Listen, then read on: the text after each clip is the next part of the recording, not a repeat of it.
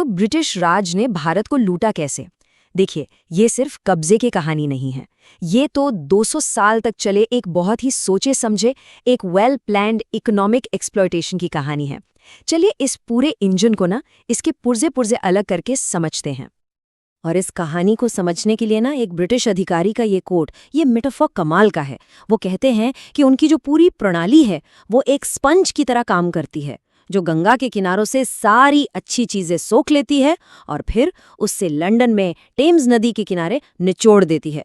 मतलब तस्वीर बिल्कुल साफ है, ये एक सिस्टमैटिक ट्रांसफर ऑफ वेल्थ की कहानी है। तो इस पूरे एक्सप्लॉयटेशन को हम 3 मेन फेजेस में देखेंगे और फिर ये भी समझेंगे कि जमीन पर ऑन द ग्राउंड इसे लागू कैसे किया गया। तो चलिए शुरू करते हैं। तो जो पहला फेज है वो शुरू होता है 1757 में प्लासी की लड़ाई के साथ। लेकिन ये सिर्फ एक मिलिट्री विक्ट्री नहीं थी, नहीं, असल में ये भारत के लिए एक जबरदस्त इकोनॉमिक यू टर्न की शुरुआत थी। जरा सोचिए, 1757 से पहले क्या होता था? ब्रिटेन को अगर भारत से कुछ खरीदना है तो उसे सोना चांदी मतलब बुलियन देना पड़ता था, पैसा भारत में आता था। लेकिन प्लासी की लड़ाई के बाद गेम ही बदल गया। अब कंपनी भारत से ही टैक्स वसूलती थी और उसी पैसे से भारत का माल खरीदकर वापस ब्रिटेन भेज देती थी।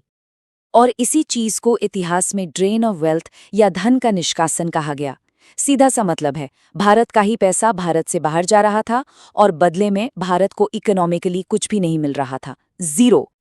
तो इस पहले फेज में उनका मकसद बिल्कुल सीधा और साफ था, पैसा कंट्रोल करो और पूरे ट्रेड पर अपनी मोनोपोली, अपना एकाधिकार जमा लो। अब आता है दूसरा फेज, और इसको चलाने वाली ताकत ब्रिटेन में ही पैदा हुई थी। वो थी इंडस्ट्रियल रेवोल्यूशन, यानी औद्योगिक क्रांति। अब एक सवाल उठता है, कोई औपनिवेशिक ताकत, कोई कॉलोनियल पावर भला भारत में रेलवे क्यों बनाएगी, अंग्रेजी शिक्षा क्यों लाएगी या सोशल रिफॉर्म्स क्यों करेगी? सुनने में तो ये सब बहुत अच्छा लगता है ना, मॉडर्नाइजेशन जैसा। लेकिन इसके पीछे का जो असली मकसद था वो प्योरली इकोनॉमिक था। चलिए समझते हैं कैसे। तो उन्होंने एक 3 स्टेप का प्लान बनाया। पहला, भारत को एक विशाल खेत में बदल दो जहां से ब्रिटिश फैक्ट्रियों के लिए सस्ता कच्चा माल जैसे कपास मिल सके। दूसरा, इस कच्चे माल को ब्रिटेन भेजा जाए जहां नई नई मशीनों से फटाफट माल तैयार हो। और तीसरा, उसी तैयार माल को जैसे कपड़े को वापस भारत के बाजार में लाके मुनाफे पर बेचा जाए। और इस पूरी प्रक्रिया ने भारत की अपनी इंडस्ट्री को सिस्टमैटिकली खत्म कर दिया। तो अब बात सिर्फ लूटपाट की नहीं रह गई थी, अब तो मकसद ये था कि भारत की पूरी इकोनॉमी को ही बदल दिया जाए, उसे ऐसा बना दिया जाए जो सिर्फ और सिर्फ ब्रिटिश इंडस्ट्री को फायदा पहुंचाए। अच्छा, अब आता है तीसरा और आखिरी फेज।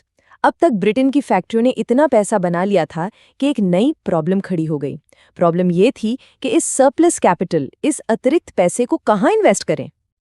और इस सवाल का जवाब था भारत। भारत रेलवे, चाय के बागानों और खदानों में ब्रिटिश कैपिटल इन्वेस्टमेंट के लिए सबसे बड़ी जगह बन गया। लेकिन एक बात साफ समझनी होगी, इसका मकसद भारत का विकास करना बिल्कुल नहीं था। मकसद था ब्रिटिश इन्वेस्टर्स के लिए एक सेफ और प्रॉफिटेबल जगह ढूंढना। इसका सबसे अच्छा उदाहरण है रेलवे। सिस्टम कैसे काम करता था ये देखिए। ब्रिटिश इन्वेस्टर भारत में पैसा लगाते थे, औपनिवेशिक सरकार उन्हें हाई रेट ऑफ रिटर्न की गारंटी देती थी। अब अगर प्रोजेक्ट से उतना मुनाफा नहीं हुआ तो कमी को भरा जाता था भारतीय जनता के टैक्स के पैसों से। मतलब ब्रिटिश निवेशक का पैसा पूरी तरह सेफ, उनका मुनाफा गारंटीड और सारा का सारा रिस्क किसका? भारत का। अच्छा, तो ये सारा पैसा, ये सारा रेवेन्यू आ कहाँ से रहा था? ये सब फंड कैसे हो रहा था? इसका जवाब है जमीन। अंग्रेजों ने पैसा निकालने का जो सबसे प्राइमरी तरीका अपनाया वो था भारत की जमीन पर कंट्रोल करना। तो जमीन से टैक्स वसूलने के लिए उन्होंने 3 बड़े सिस्टम बनाए। पहला था जमींदारी सिस्टम, जिसमें जमींदार सरकार के लिए टैक्स वसूलते थे। दूसरा था रैयतवाड़ी सिस्टम, जहां सरकार सीधे किसानों से टैक्स लेती थी। और तीसरा था महालवाड़ी सिस्टम, जहां टैक्स की जिम्मेदारी पूरे गांव की होती थी। नाम अलग अलग थे, तरीके अलग अलग थे, लेकिन इन सब का मकसद सिर्फ एक था, ज्यादा से ज्यादा रेवेन्यू कलेक्शन। और ये आंकड़े काफी कुछ बताते हैं। देखिए, लगभग 51%, मतलब आधे से ज्यादा ब्रिटिश भारत में रैयतवाड़ी सिस्टम था। इसका सीधा सा मतलब ये हुआ कि करोड़ों किसान सीधे सीधे सरकार से डील कर रहे थे और सरकार की टैक्स नीतियां अक्सर बहुत ज्यादा कठोर हुआ करती थीं। इन सिस्टम्स को खेती किसानी की भलाई के लिए नहीं बनाया गया था। इनका डिजाइन सिर्फ एक चीज के लिए था, प्रिडिक्टेबल और मैक्सिमम रेवेन्यू कलेक्शन। और किसानों के लिए इसका नतीजा बहुत ही विनाशकारी, कर्ज, जमीन का छिन जाना और दूर दूर तक फैली हुई गरीबी। तो हमने देखा कि कैसे व्यापारिक लूट से शुरुआत हुई, फिर भारत को इंडस्ट्रियल सप्लायर बनाया गया और आखिर में एक इन्वेस्टमेंट डेस्टिनेशन। ब्रिटिश भारत की आर्थिक नीतियां समय के साथ और ज्यादा एफिशिएंट होती गईं और शोषण का ये इंजन और ज्यादा बड़ा और ताकतवर होता चला गया। और ये सब हमें एक आखिरी सवाल पर लाकर छोड़ देता है।